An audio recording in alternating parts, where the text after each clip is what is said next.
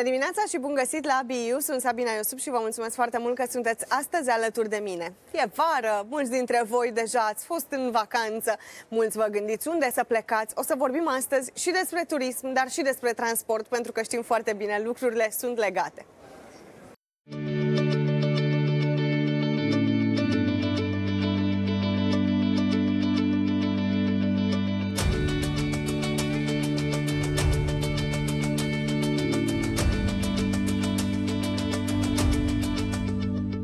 Dacă aruncăm o privire pe harta Europei, găsim destinații de vacanță cât pentru mai multe vieți la un loc. Iar diversitatea e clară. Există zone care atrag în mod special. Spania, Italia sau Franța sunt printre destinațiile preferate de europeni. România e undeva la coada clasamentului, mult în urma vecinilor unguri sau bulgari.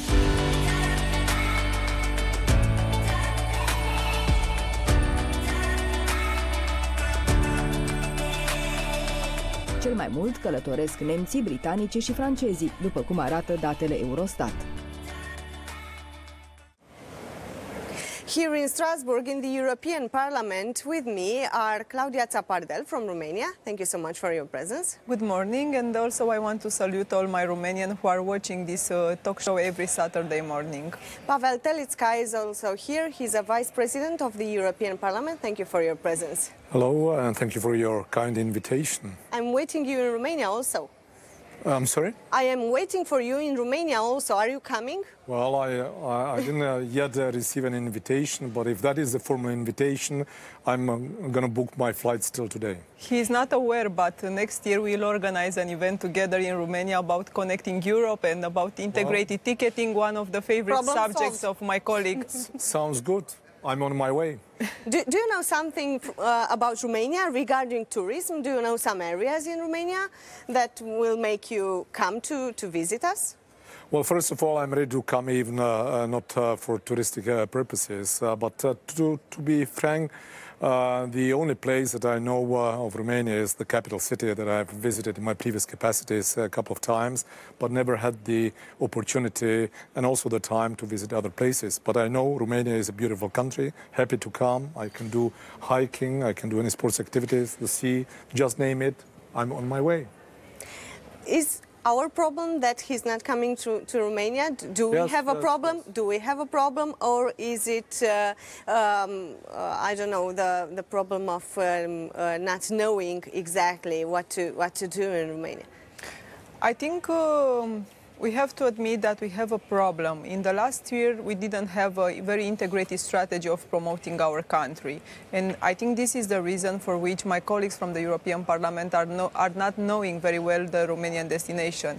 We have wonderful destinations in Romania, the seaside, the Danube Delta, the mountains, the Maramureș County, the region of Transylvania, so amazing. I think now when I mentioned a few of them, you are, for sure you heard about this Claudia, destination. I need to say, not only I heard, I also have seen numerous pictures. I also have friends that did some mountain biking, so I mean, if I would have had the time, for sure, it's just that in my previous capacities and also here, as you know yourself, it's not easy to combine it. But you have extended a lot of pressure on me during this part of the program, and I have confessed publicly on the camera I'm coming, and I'll be coming with, I'll be very glad to come, for sure. Anyway, also the TRAN committee, not all the TRAN committee, but the S&D TRAN working group will make an official visit to Romania next year, and also I will organize an event in Romania.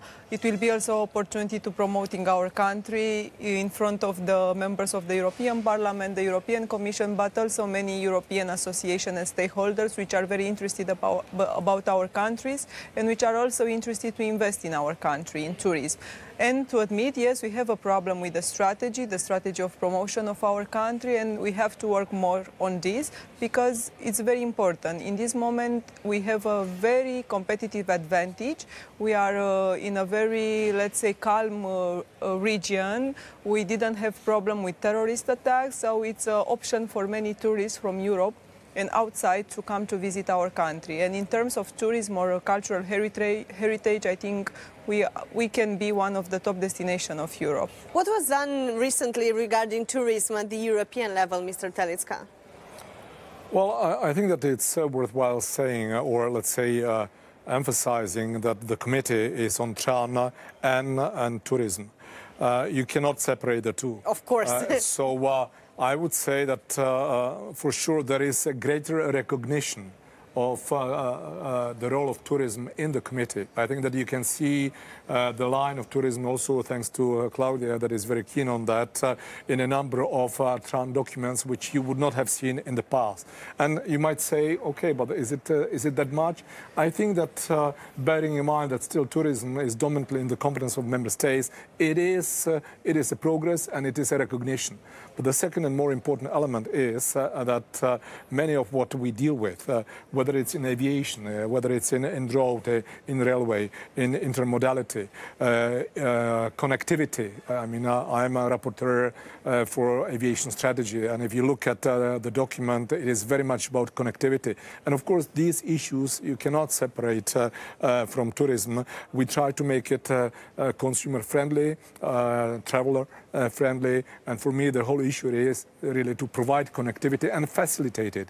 And that's why also we just mentioned a couple of times already integrated ticketing, because I think that will enormously facilitate travel. But still, apart from that, tourism is gaining, let's say, recognition, gaining visibility, and I think that we need to deal away with the hurdles. We need also to understand that tourists from outside Europe, they will not come just to one destination in Europe or two destinations. They will usually come for 2 or 3 weeks and they will want to travel around. So I think that also in this respect, the connectivity, the understanding that Europe has a lot to offer. And as a part of Europe, Romania as well, and provide something that I would call full service and across Europe.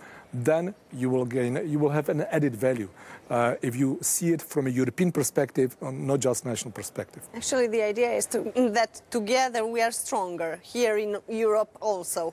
Being connected, having a complete strategy, having a strategy for the region also. This will make us stronger in attracting people in our countries. Yes, it's true. And I want also to add some facts. Here in the European Parliament, we created the first intergroup for European tourist development and cultural heritage, an intergroup that I am co-chairing. And this intergroup gathers 140 MEPs from all political groups and from almost all the committees, because the truth is that tourism is a very horizontal theme and is related, let's say, with transport in principle, but also with regional development, consumer protection, and other committees. And it's very important that we gathered so many MEPs that are supporting tourism. Also, the next year, the 2018, it will be the European Year for Cultural Heritage. Also, an initiative that we supported together with the European Commission. And it is very clear that also the Commissioner Navracic, the Commissioner for Education and Culture, and also Commissioner Bieńkowska, assured that they will work together with us to come with some actions which will integrate tourism and cultural heritage, because how you can put in a value cultural heritage only by tourism and by the tourists that are visiting all the beautiful destination and all the beautiful let's say monuments, churches, and other touristic objectives that Europe offers. Of course, that we are speaking now together with the digitalization issue about a consumer, a tourist that is more and more demanding, and that's why we have to use more integrated tools, to use the new internet platforms to offer to tourism more integrated services, and that's why we need to integrate, let's say, the transport, the transport package with the accommodation package, and also with the entertainment package. And also this we are trying to discuss here in the European Parliament, how we can integrate in a more easy to access package for tourists these three elements that are integrated in tourism. Each of us is looking for the full package when looking for a vacation, let's say. I want to know exactly where I'm living for those 7-10 days, let's say? Do I have to go by plane, by boat, by train? I need to be there as fast as possible and as good as possible, let's say. You want your rights to be guaranteed. Yes, of course. You don't want to arrive somewhere and be late and basically the train or the plane or whatever has gone. So I think that also, the certainty, the comfort, and also, by the way, safety. And this is something, again, which is, I mean, I agree with Claudia, countries like Romania, the Czech Republic, they don't have a problem with that, but still the feeling of safety and security, including while traveling, is absolutely important. But I'm sorry that I interrupted you, but I just wanted to add, and I think that full agreement with you. Yeah, that's the idea, that we want all, and we want it now. That's the time that we are living. We are expecting that all the touristic offers to be just a click away. So you decide where you want to go, but you want to have the whole package just a click away. But I think the Parliament is well advanced on that, also based on what Claudia says about the intergroup. I would say that in the recognition, the Parliament is maybe more advanced than the Commission and the Council. And I think that while there are individual commissioners, fine, but I still don't see the drive in the initiative that they do have. The Council, that's where I also lack the understanding that, there will be tourists that will want to visit capitals or historical sites, but there will be tourists that will want to visit industrial sites. So there is something like, capital tourism, or there is something like industrial tourism, and that clearly is a product, as you say, all in one, that you need to offer, where we need to have, in the positive sense of the word, the penetration, when we need to abolish the borders. Because if a Japanese or a Chinese or American, and I'm keen on industrial tourism, I will want to visit sites and compare in a number of member states. And that's where the EU has a role, but also the member states in the Council should be more responsive to that perception than they are today. I want to add to that whole package. I want all, I want now, and as cheapest as possible, or at least to pay the right price. Do we have in Romania such a strategy? For the moment, I think we can't say that we have this kind of strategy, but I am speaking many times, I'm discussing many times with our Minister of Tourism, and he's very dedicated and very committed, and I think he will come very soon with a master plan for tourism. And in this master plan, we'll have a clear strategy of promotion, but also of promotion of our country, but also some ethical objectives, some objectives related with the high standards that we can offer. And it's true that we can also offer high standards in tourism and very quality services. And I think that the problem is getting there, Yes, yes. To take, of course, that the plane, it might be expensive. To go by train, it might cost you 10, 12, half a day, 10, 12 hours or half a day from one point to another, and we don't have highways. That's our problem. So what can we do in this area, taking into account the discussion at the European level? So, of course, that it's a major discussion in Romania, and always discussing about tourism and transport. We come to this problem that we don't have enough highways. We don't have, let's say, a good infrastructure for traveling. But also, the Minister for Transport is very involved and very committed, and he assured me that in the next year we'll really see a clear development of our infrastructure, and in the next years I hope that maybe we'll speak about some 1,000, some 100, if not at least 1,000 kilometers of highway. Regarding the railway infrastructure, yes, is very important, and also discussing with our minister, he's very committed to develop the railway infrastructure, and most because I think this is the future of transport in Europe, and it's also a very sustainable way of traveling. And I understood, and I'm very sure that in the next year we'll invest more and more in the development of the railway infrastructure, and maybe in the next year we'll speak more about having high-speed trains in Romania. That I hope that we'll make the connection between, let's say, Oradea and Constanța in 3 hours. Now we make this distance in about 10 or 11 hours. That's the huge difference.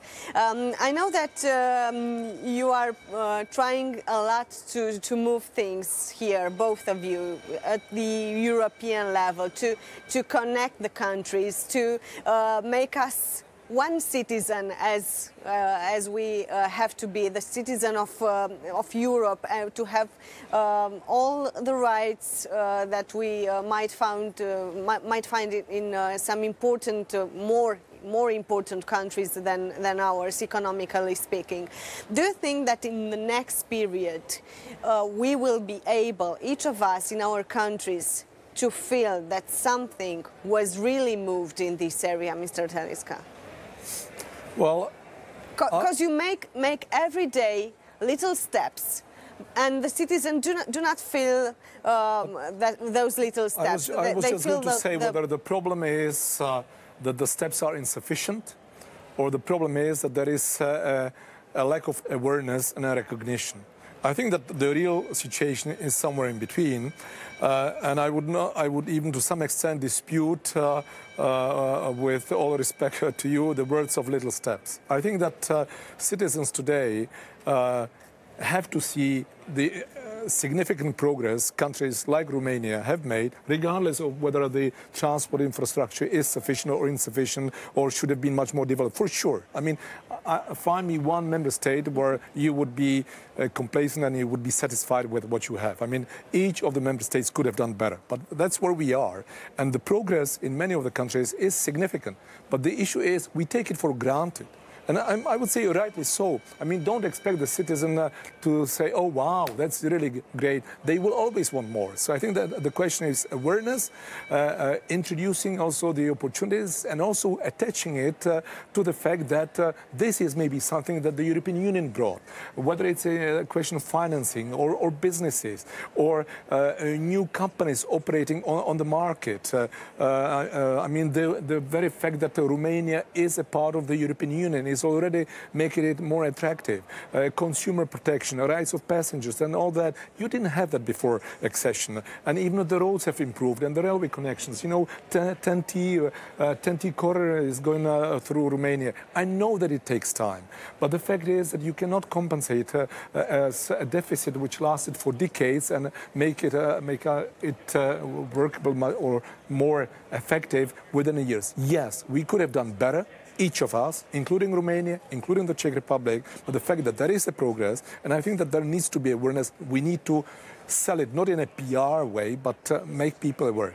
And we have to have an ambition. And it's obvious that people, you know, how come there is not yet a strategy for that or that? How come you don't have high-speed trains? How come we Czechs don't have really high-speed trains? So there is somewhere, a number of years where we didn't perform.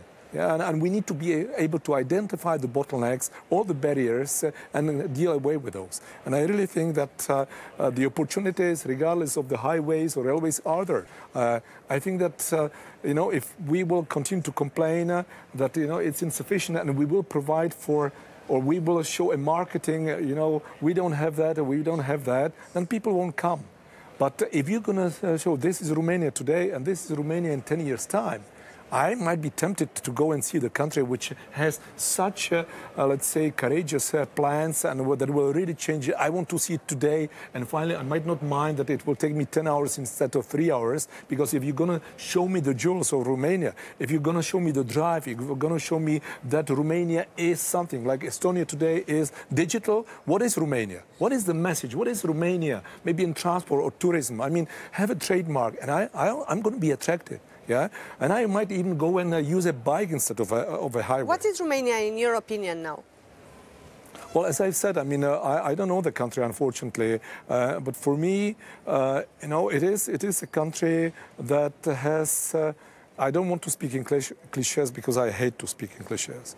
But if I would say that there is a country which has a potential because of its size, because of, let's say, the level of development, which is, let's say, lower than it could have been, because of its beauties, because of the ambitions, because of the way it behaves in the European Union, and because there is still a lot to do and a lot to attract investments, tourists, and so on, it is a country of potential. It's somehow, I would say, for me, it's a clash.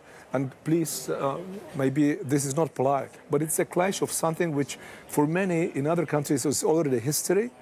But maybe I would like to see, you know, what is it that, what is the history and modernization. So I'm somehow tempted by the curiosity, and I'm somehow tempted by maybe a bit of mystery.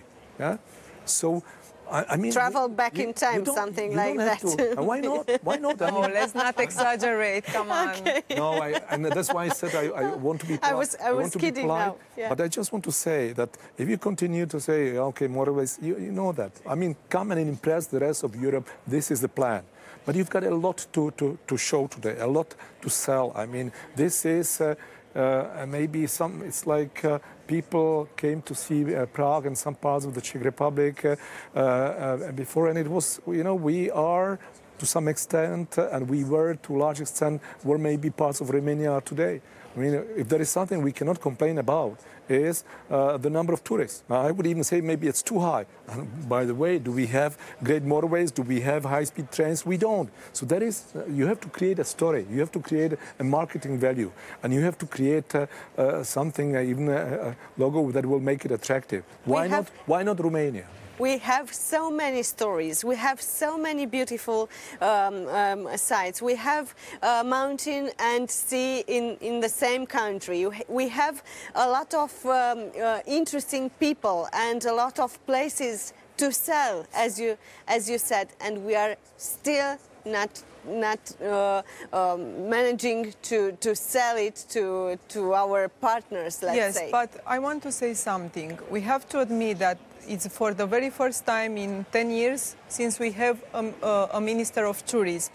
Yes. Until now, we didn't have a Minister of Tourism, and I'm really happy. You know that I fight very much for having this minister. We had the discussion 1 year ago. Yes, yes, and now this is reality, but it takes time. It takes time to create a team. It takes time to create a structure of this minister. It's also important that in the few months to come with a very good master plan for tourists, to come with a strategy for promotion. How can you help Romania from here, from the European Parliament? Yes, I think that in the last 3 years I tried every day, by every action, by every event that I organize here in the Parliament to help Romania and to promote Romania.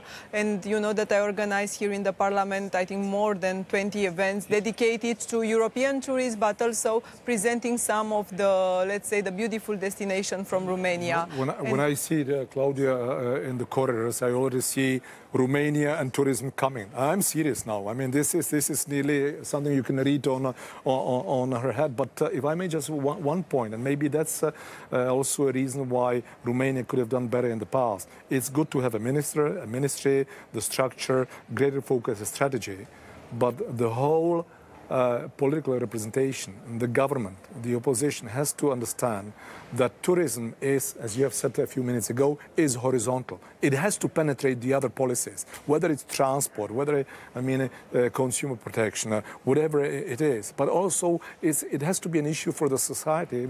If you return in years back to Spain, to other countries, that was it. That was, this is something, a country you cannot omit. You have to come, as a tourist, or Greece and others. Romania has every opportunity to be that country in Eastern Europe, but it has to be understood that it's a common effort. It's nearly a societal effort. You need to understand that this is where your income and your reputation will come from, that not necessarily you will be in the coming years a high-tech center, Silicon Valley of Europe. But tourism is even we can't be, because the best ITist comes from Romania. The best ITist. No. Sorry, but Silicon Valley, the proportion to the number of population of the Czechs are the highest. Your figures are not right. You see, also you have to get into order the statistics in Romania. I know that you have to go to the plenary, so. Yes, but it was a very interesting discussion, and Also, I want to say that many of the colleagues from the European Parliament became friends of Romania and really believe in the touristic potential of Romania, and not only. And I know that maybe Romania, let's say, we have the feeling that it's always with a step back in comparison with other countries, but it's not really like that. In the last year, we had economic growth, and it's important that we had economic growth. And using the European funds, we developed some of our regions, and we made some very important projects that we can promote. And coming to a discussion that we had earlier, it's very difficult to understand the benefits coming from the European Union, because usually this type of benefits are long-term benefits, and you are not feeling the impact tomorrow. But to give you just an example, we work on a dossier here in the European Parliament. I was rapporteur. The name is Wi-Fi for EU. This was a program which offers to 8,000 of communities without internet connection the possibility to have internet connection using the European monies. And I think also Romania can use this. And we've presented this program in our show. Now it's reality. Yeah. Now it's reality. Starting with this summer, every local community from Europe and from Romania can apply for obtaining money and have free internet connection for the citizens and for the tourists. Thank you so much. If I may just add one element, but I think the Romanians and the Czechs should consider it not something that finally will reach every single municipality. The intention is that it would be an impetus that, if that village applies for it and gets it, it should be the other villages that would want the same. Otherwise, people will be moving to other places, to the restaurants in the first village. So I think it has to be an impetus. And I think it's a very good point. I was the elder rapporteur on that. Because if I will travel somewhere, and I think it's not just because I'm an MEP, that I need to be on cell phone and on Wi-Fi every day. But this is so genuine to people today that they arrive somewhere and they want to be on Wi-Fi. So maybe that can be an interesting also tool to see that Wi-Fi in Romania is not an issue anywhere. But anyway, we have the best connection in the world for internet. Yeah, you should come visit and see this also. Thank you so much. Okay, thank you so much for your presence. Și vouă celor de acasă, vă mulțumesc că ați fost alături de mine. Rămâneți pe Antena 3.